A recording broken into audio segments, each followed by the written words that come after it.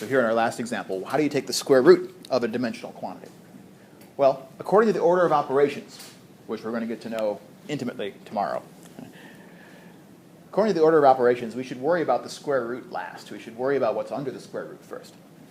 So underneath the square root is L, which has units of meters, G, which has units of meters per second squared. So let's simplify everything under the square root first. How do you divide meters by meters per second squared? How can I rearrange that compound fraction to make our life a little easier? Where should I move the second squared? Maybe say it. Yeah, we can move the second squared up to the top because it's in the denominator of the denominator, if you like. So moving that up to the top, we end up with meters times second squared divided by meters. One more step to simplify that. What can I do?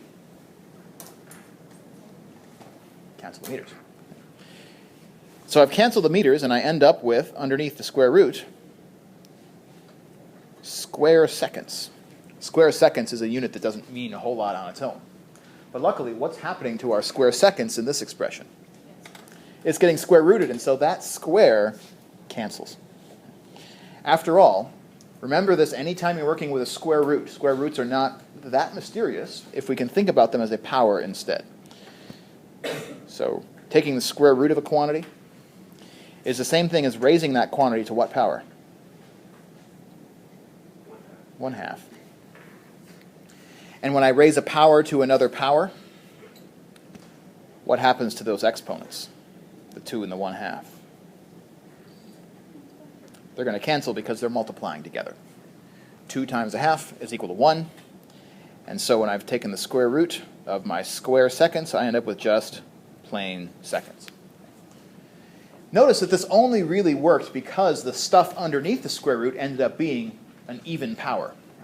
Otherwise, if I tried to take the square root of just plain seconds, let's say we ended up with just seconds under here, every scientist should be suspicious of something like that. Because seconds is a basic unit in SI, but the square root of a second doesn't make any sense in science. I mean, it might make sense mathematically, but not so much in science. So if you end up trying to write down an answer at the end of a problem that has fractional powers of units in it, be skeptical.